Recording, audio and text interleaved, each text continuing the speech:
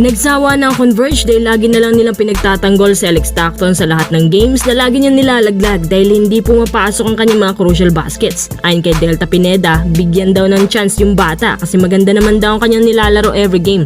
Talagang hindi lang pumapasok yung tiro niya kapag kailangan kaya madalas siya talaga ang nisisisi. Grabe na rin ang pambabash ng mga tao kay Stockton.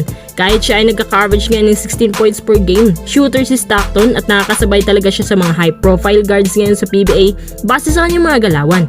Sa dulo lang talaga pumapalya. Yung sinabi ni Delta Pineda na bigyan ng chance, actually isa na pong clue yun tungkol sa magiging final destination ni Stockton. Isang bagay na hindi maamin ni Coach Delta.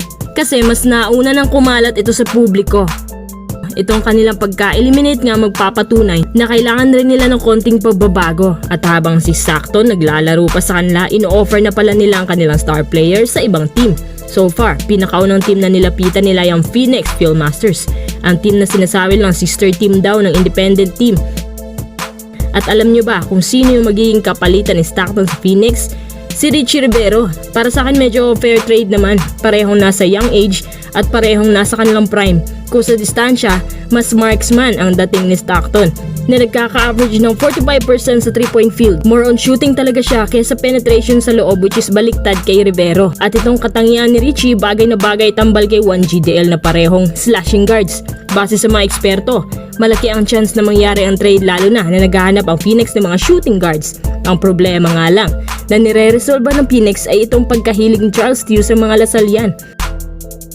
At isa pa, si Richie ang pangalawa sa mga vital pieces ng Phoenix sa offense at defense. Pero ang problema kay Richie ay ang shooting. Base sa stats, si Richie Rivero nagkaka-average lamang na hindi bumababa sa 25% beyond the arc. Naku, baka ito na naman ang isa sa mga bad trade moves ng Converge. Marami ng palpak na ginagawa ang team na to na siyang humila sa kanila pababa. Pero ayon sa mga rumors, pagkatapos na ma-eliminate ng Converge, abay naging desperado na ang team na tumaya.